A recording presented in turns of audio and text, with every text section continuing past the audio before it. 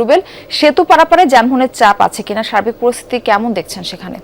Murphy আসলে গতকালের চেয়ে অনেকটাই স্বস্তি ফিরেছে মহাসড়কে, যানবাহন কিন্তু অনেকটাই কম রয়েছে। RFL gas stove hassle free auto ignition নিশ্চিত করে ঝামেলাহীন রান্না। আরএফএল গ্যাস স্টোভ, নিরাপদ ও ঝামেলাহীন। আমি যমুনা সেতুর ঠিক পশ্চিম গোলচত্বর এলাকায় দেখানোর চেষ্টা করি, আপনি দেখতে পারবেন যে আসলে খুব তেমন কিন্তু আসলে আজকে যানবাহন নেই, যতটুকু আছে তাও কিন্তু অনেকটাই স্বাভাবিক গতিতেই চলাচল করছে, অর্থাৎ কোনো প্রকার কিন্তু কোনো যানজট কিংবা দুর্ঘটনা কোনোটাই কিন্তু এবার মহাসড়কে নেই।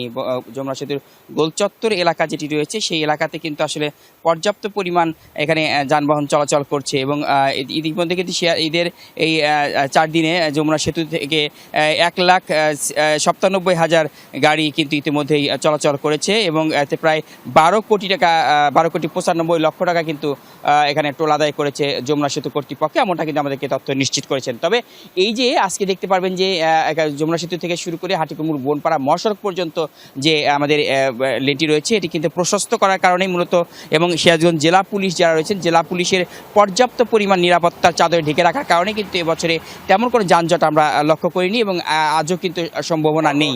কারণ এবার আজকে কিন্তু গতকালের তুলনায় এবং গত কয়েকদিনের তুলনায় আজকে গাড়ি চাপ আমরা অনেকটাই কম দেখছি, কারণ আজকে কিন্তু সবচেয়ে বেশি দেখছি ব্যক্তিগত গাড়ি এবং মোটর সাইকেলের বেশি চাপ দেখছি, এবং মোটর সাইকেলের যে আমরা এখানকার লক্ষ্য করছি যে পর্যাপ্ত পরিমাণ মোটর সাইকেল কিন্তু আজকে ফিরছে এবং একসাথে ব্যক্তিগত গাড়ি যেগুলো সেগুলো ফিরছে। তবে যাত্রীবাহী বাস যেগুলো রয়েছে সেগুলোর সংখ্যা অনেকটা কম দেখছি। একই সাথে এখানকার ট্রাক যেগুলো রয়েছে ফিরতি ট্রাক এগুলোও কিন্তু আসলে নিম্ন আয়ের মানুষ যারা তারা কিন্তু সেখানে ফিরছে। তবে সিরাজগঞ্জের এবছরে মোট আমাদের এখানে যে আন্ডারপাসগুলো রয়েছে গত ঈদেই কিন্তু আসলে গত বছর ঈদেই সেই আন্ডারপাসগুলো খুলে দিয়েছে এবং একই সাথে হাটিকুমরুল গোলচত্বর যেটা রয়েছেন যেখানে ইন্টারচেঞ্জের কাজ চলছে সেখানে কিন্তু বগুড়া, রংপুর এবং ঠাকুরগাঁও লেন সেটিও খুলে দেওয়া হয়েছে এবং একই সাথে কিন্তু রাজশাহী যে লেনটি রয়েছে সেটিও খুলে দেওয়া হয়েছে। বিধায় এবছরে কিন্তু তেমন একটি আমরা যানজট দেখছি না মারফি।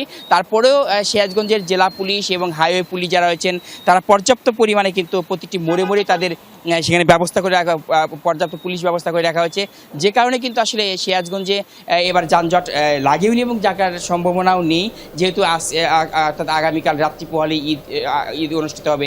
সেক্ষেত্রে কিন্তু পর্যাপ্ত পরিমাণ নিরাপত্তাই রাখা হয়েছে মহাসড়ককে এবং তা পুলিশ বলছেন যে ঈদের পরেও কিন্তু ঠিক মহাসড়কে এভাবে নিরাপত্তা রাখা হবে, যে কারণে মানুষ যারা ঘরে ফিরেছে তারা নিরাপদে আবার কর্মস্থলে ফিরতে পারে। যে সবুজ মানুষ যেন নিরাপদে ঘরে ফিরে এরকমটাই কামনা। রুবেল, আপনাকে ধন্যবাদ।